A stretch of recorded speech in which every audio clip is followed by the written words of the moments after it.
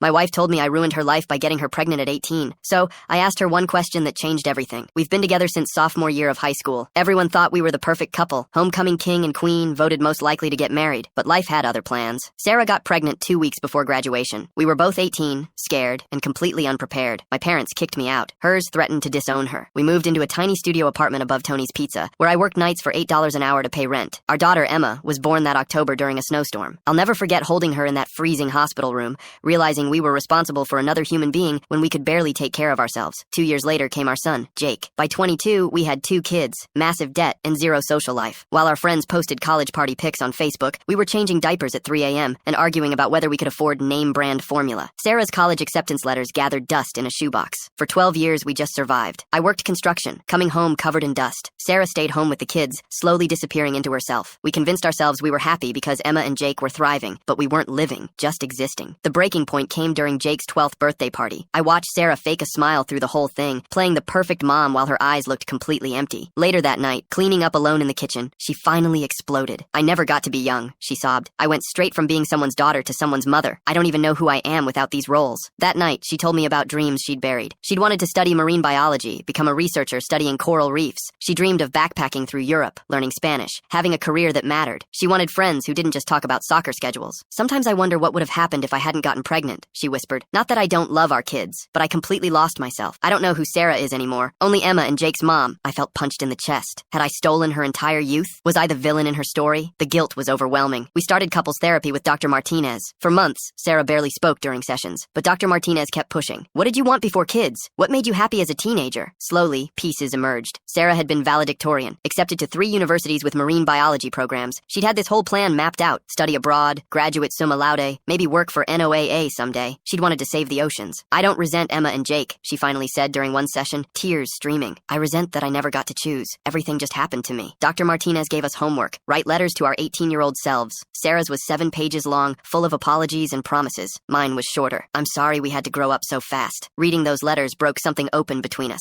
For the first time in years, we really saw each other, not as co-parents or roommates, but as scared teenagers who'd had their lives derailed by one pregnancy test. That's when I asked the question that changed everything. "Sarah, if you could go back in time and choose differently, would you?" The silence stretched forever. I held my breath, terrified of her answer. Finally, tears streaming, but her voice steady, she looked at me and said, "I choose you every single time without hesitation, but I'd also choose me. I'd insist we wait until we were ready, until we'd become whole people first. We're rebuilding now." Sarah enrolled in online biology classes. We hired Mrs. Jessica to babysit twice a week so Sarah can have girls' nights. I'm learning to see her not just as my wife and the kids' mom, but as Sarah, this brilliant woman who got derailed but never really died. And I've begun taking cooking classes, doing what I love once again.